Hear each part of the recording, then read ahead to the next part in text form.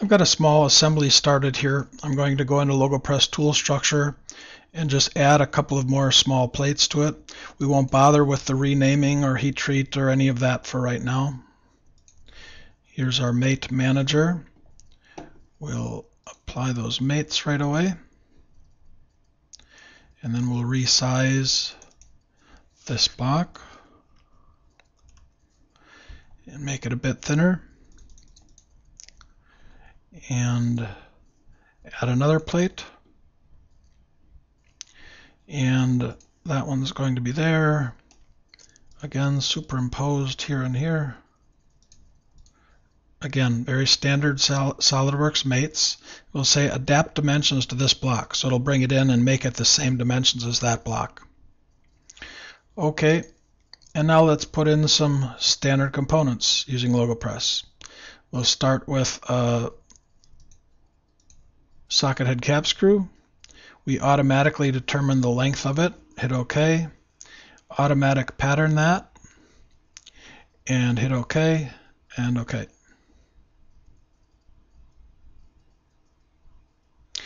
And if, for example, after a design review, someone wants to change those to, let's say, flathead, we just switch to flathead right here. It automatically updates. Let's change the diameter of it right away. And let's change in the screw head, change the type of hole, or the tapped hole, I should say, make that blind. And apply that. And let's validate that. Okay, and next, let's add some dowel pins.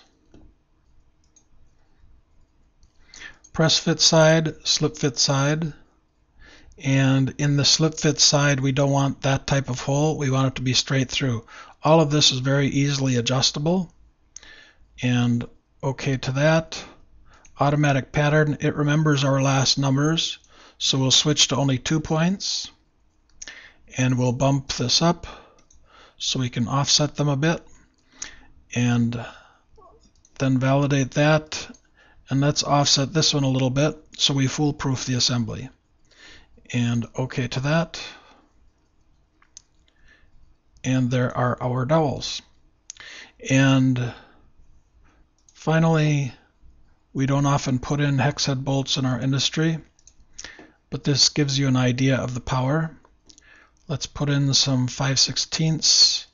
And in the tap tool side, again, we automatically adjust the length.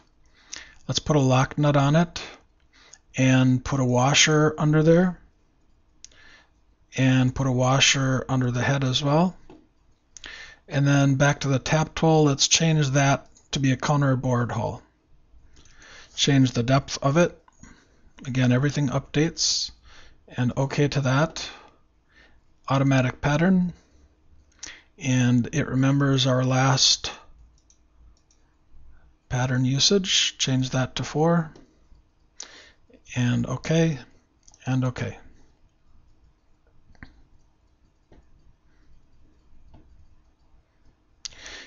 Very, very fast.